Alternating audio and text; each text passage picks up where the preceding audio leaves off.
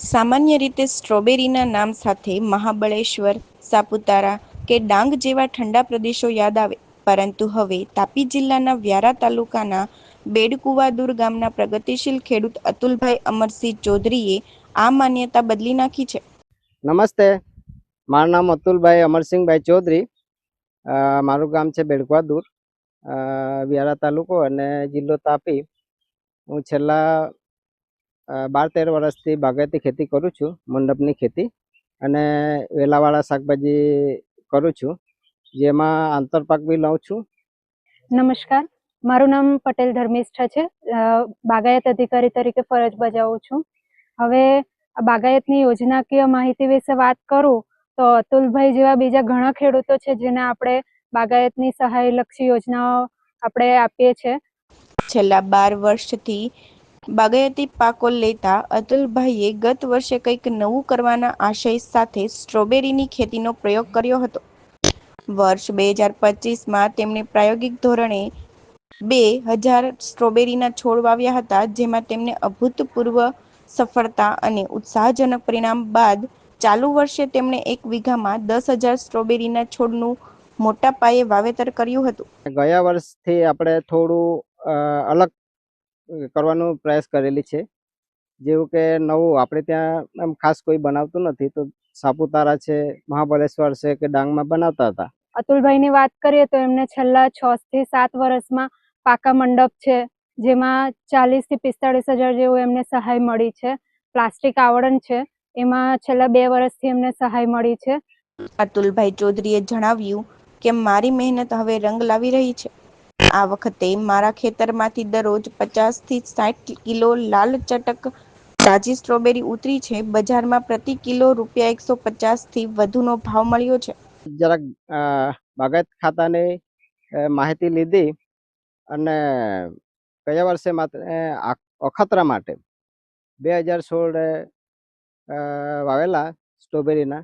બહુ સારું એવું રહ્યું અને બાગાયત ખાતા તરફથી મને પૂરેપૂરો સપોર્ટ મળેલો છે એમાં, જેના કારણે મને આશરે ₹3 લાખ જેટલો ચોખ્ખો નફો થયો છે. અતુલભાઈએ સરકારની સાથે બાગાયત વિભાગના ધર્મિષ્ઠાબેન પટેલ અને હિતેશભાઈ પુરોહિતનો પણ સહકાર બદલ આભાર વ્યક્ત કર્યો હતો. 2000 છોડ વાવેલા, એમાં બહુ સારું એવું રહ્યું. ખર્ચો લગભગ 50,000 ની આજુબાજુ થયો હશે અને પ્રોફિટ લાખ રૂપિયાની ઉપર તો થયું છે. એટલે લગભગ આપણે 1.5 લાખની ઉપર 2000 છોડમાં આપણે પ્રોડક્શન લીધું હતું. 40,000 થી 50,000 જેવું મેઇન સહાય અને રાજ્ય સરકારની વધારાની પૂરક સહાય તરીકે એમને સહાય ચૂકવવામાં આવી છે.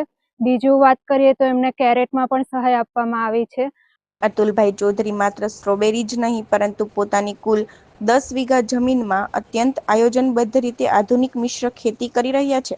તેઓ પોતાની વાડીમાં દૂધી, ટામેટા, ટીંડોળા, કોબીજ, ફ્લાવર અને મરચાં જેવા પરંપરાગત શાકભાજીની સાથે સાથે ઝુકીની જેવા વિદેશી અને રોકડિયા પાકોનું પણ સફળતાપૂર્વક ઉત્પાદન લઈ રહ્યા છે. ગયા વર્ષે એમને પ્લગ નર્સરી, જે સ્વરોજગાર બાગાયતી નર્સરી તરીકે ઓળખાય છે, એમાં 2,62,500 ની સબસિડી આપવામાં આવી છે. એ અખતરા માટે કરેલું પણ સક્સેસ થયા. એટલે આ વર્ષે આપણે 10,000 પ્લાન્ટની ઉપર સ્ટ્રોબેરી બનાવેલી છે અને પર ડે ગણીએ તો 50-60 કિલોની એવરેજ છે આપણી. સ્વાભાવિક છે કે યોગ્ય આયોજન અને ટેકનિકલ જ્ઞાન સાથે પરંપરાગત ખેતીની સાથે સ્ટ્રોબેરી જેવા રોકડિયા પાકો લેવામાં આવે તો તે અત્યંત ફાયદાકારક સાબિત થઈ શકે છે. અતુલભાઈની આ સિદ્ધિ તાપી જિલ્લાના અન્ય ખેડૂતો માટે પણ પ્રેરણારૂપ બની છે. ભાવ પણ સારા એવા મળી રહે છે અને વેચાઈ બી જાય છે.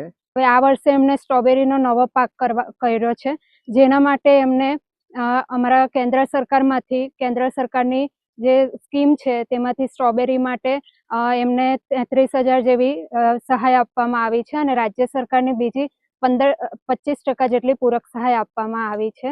હવે સ્ટ્રોબેરીમાં પર ડે મને 50 થી 60 કિલોનો એવરેજ છે, તો સરેરાશ વેચાણમાં મને 150 થી 60 રૂપિયા એવા મળી રહે છે. અતુલભાઈ પોતાની સફળતાનો શ્રેય બાગાયત વિભાગને આપતા જણાવે છે કે વિભાગ દ્વારા મળેલા ટેકનિકલ માર્ગદર્શન, તાલીમ અને પ્રોત્સાહન વિના આ શક્ય નહોતું. સરકારની વિવિધ યોજનાઓ, સબસિડી અને સમયાંતરે મળતી કૃષિ સલાહને કારણે જ તેઓ આટલા મોટા પાયે ખેતી કરી રહ્યા છે. ગયા વર્ષે આપણને 2016માં 1 લાખનો નફો થયો હતો. એના કરતાં સારું આ વર્ષે લગભગ 50-60ની એવરેજ ગણીએ તો 4 લાખની ઉપર તો અત્યાર સુધીમાં આપણે વેચી નાખેલી છે. અને એમાંથી ખર્ચ ગણીએ તો લગભગ 1 લાખની આજુબાજુ કે ઉપર હશે. હવે આવી જ રીતે અમે બીજા પણ ઘણા ખેડૂતોને પ્રોત્સાહન કરતા રહીએ છીએ કે અતુલભાઈની જેમ બીજા ખેડૂતો પણ બાગાયતી ખેતીનો લાભ લે, એ માટે અમે બધા ખેડૂતોને કહીએ છીએ કે બાગાયતી યોજનાકીય સહાય મેળવે. તાપી જિલ્લાના બાગાયત અધિકારી ધર્મિષ્ઠાબેન પટેલે આ અંગે વિગતો આપતા જણાવ્યું કે બાગાયત વિભાગ દ્વારા ખેડૂતોને આધુનિક ખેતી તરફ વાળવા માટે અનેક યોજનાઓ અમલમાં છે. અતુલભાઈ જેવા પ્રગતિશીલ ખેડૂતો તેનો પૂરેપૂરો લાભ લઈ રહ્યા છે. તેમને છેલ્લા 6 થી 7 વર્ષમાં પાકા મંડપ માટે અંદાજે ₹40,000 થી 45,000, મલ્ચિંગ એટલે કે પ્લાસ્ટિક આવરણ માટે ₹40,000 થી 50,000 અને કેરેટ સહાય જેવી વિવિધ સુવિધાઓ પૂરી પાડવામાં આવી છે. એટલે ચોખ્ખો નફો આપણને 3 લાખની ઉપરનો મળવાનો છે, એ આપણને ખાતરી છે. હજુ પણ એકાદ મહિનો છૂટક ચાલશે એવું ખાતરી છે આપણને. આ માટે જે પણ ખેડૂતોને બાગાયત ખાતાની જરૂરિયાત હોય એને અમે સંપૂર્ણ યોગદાન આપીએ છીએ અને એમના માટે અમે પૂરેપૂરા પ્રયત્નો પણ કરીએ છીએ. એ માટે ગુજરાત સરકાર અને બાગાયત ખાતું કટિબદ્ધ છે. વધુમાં તેમને સ્વરોજગારલક્ષી પ્લગ નર્સરી માટે ₹2.62 લાખની સબસિડી ચૂકવવામાં આવી છે.